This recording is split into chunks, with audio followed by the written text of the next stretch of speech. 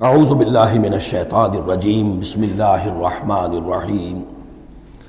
کداب آل فرعون والذین من قبلہم، جیسے کہ معاملہ ہوا آل فرعون کا اور ان کا جو ان سے پہلے تھے۔ آل فرعون سے پہلے قوم شعیب سے پہلے صدوم اور عمورہ کی بستیاں، ان سے پہلے قوم سمود، ان سے پہلے قوم عاد، ان سے پہلے قوم نوح۔ یہ ہم سورہ اعراف کے اندر یہ ساری چیزیں پڑھ کر آئے۔ کداب آل فرعون والذین من قبلہم کفروا بآیات اللہ، انہوں نے بھی اللہ کی آیات کا کفر کیا۔ فأخذہم اللہ بذنوبہم، تو اللہ نے پکڑ لیا انہیں ان کے گناہوں کی پاداش میں۔ ان اللہ قوی شدید العقاب، یقیناً اللہ تعالیٰ قوی ہے، قوت والا ہے، زور آور ہے اور سزا دینے میں سخت ہے۔ ذالک بأن اللہ لم یکن مغیرا نعمۃ انعمها علی قوم حتی یغیروا ما بانفسہم، یہ اس لیے ہے کہ اللہ تعالیٰ کا یہ طریقہ نہیں ہے کہ کوئی نعمت جو اس نے کسی قوم کو دی ہو اس میں تغیر کر دے جب تک کہ وہ قوم اپنے اندر کی کیفیت کو متغیر نہ کر دے۔ یعنی یہ ہر قوم جو اٹھی تھی اسی شکل میں اٹھی تھی کہ اللہ تعالیٰ نے ایک نبی بھیجا، جیسے کہ قوم ہود ختم ہوئی تو حضرت ہود اور ان کے ساتھیوں کے ذریعے سے ایک نئی قوم وجود میں آئی جو آگے چل کر سمود کہلائی۔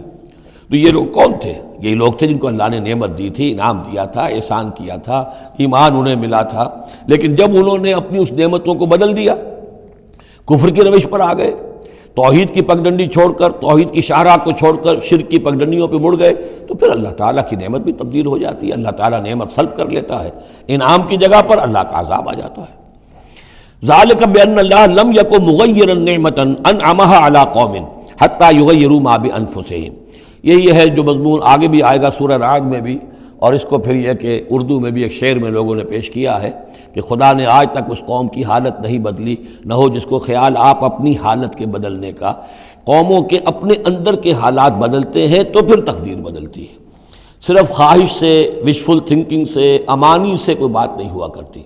اور قوم ظاہر بات ہے کہ افراد پر مشتمل ہوتی ہے، پہلے کچھ افراد بدلیں گے، ان کے اندر قلب ماہیت ہوگی، ان کا باطن بدلے گا، ان کی سوچ، ان کے نظریات، ان کے خیالات، ان کے مقاصد، ان کی دلچسپیاں، ان کی امنگیں تبدیل ہو جائیں گی۔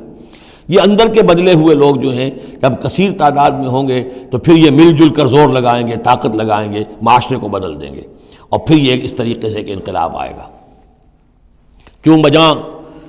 در رفت جہاں دیگر شود، جہاں چو دیگر شد جہاں دیگر شود، جب یہ قرآن کسی کے اندر اتر جاتا ہے اس کے اندر ایک تبدیلی آ جاتی ہے، بالکل بدل جاتا ہے انسان اندرونی طور پر، اور یہ اندرونی تبدیلی ہے جو عالمی انقلاب تک ممتد ہو سکتی ہے۔ وَأَنَّ اللَّهَ سَمِيعٌ عَلِيمٌ، اللہ سب کچھ سننے والا، جاننے والا ہے۔ کداب آل فرعون، جیسے کہ دستور تھا یا ہوا معاملہ آل فرعون کا، والذین من قبلہم، اور جو ان سے پہلے تھے، کذبوا بآیات ربہم، انہوں نے اپنے رب کی آیات کو جھٹلایا، فأہلکناہم بذنوبہم، تو ہم نے ان کو ہلاک کر دیا ان کے گناہوں کی پاداش میں، واغرقنا آل فرعون،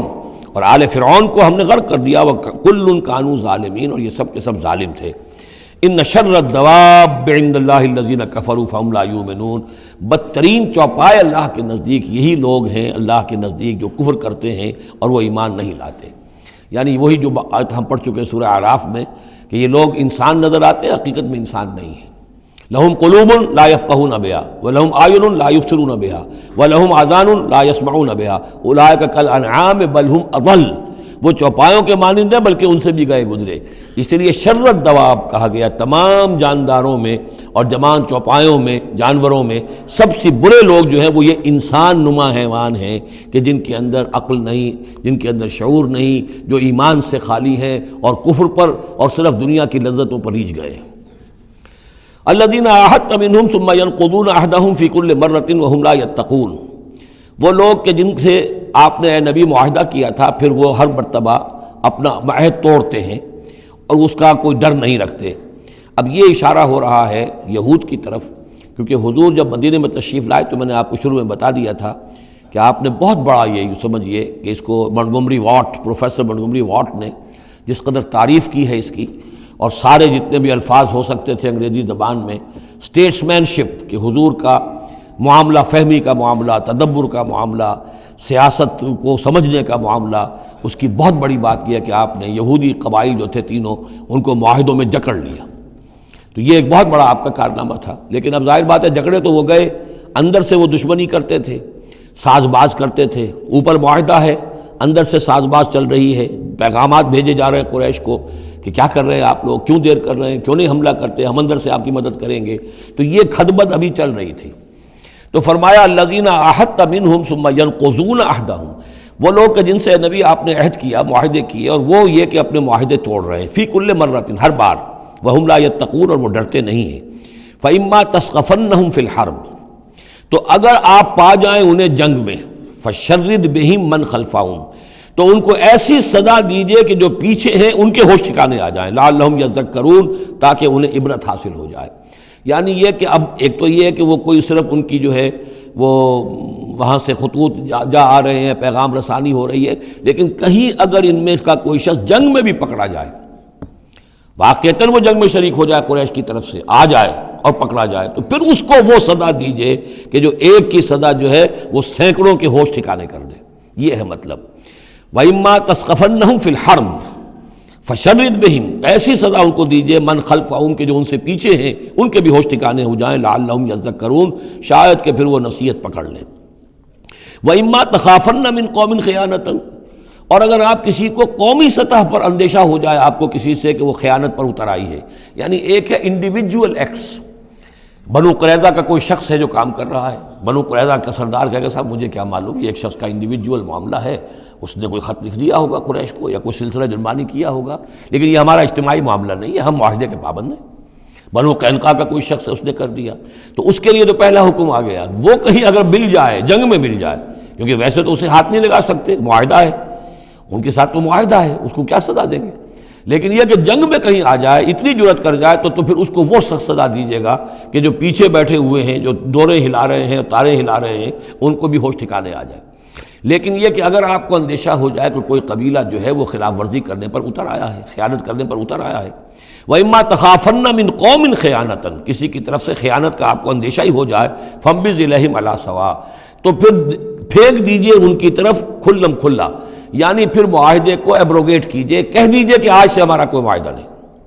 یہ نہیں ہے کہ معاہدہ بھی قائم رہے اور آپ ان کے خلاف اقدام بھی کر دیں، یہ صحیح نہیں.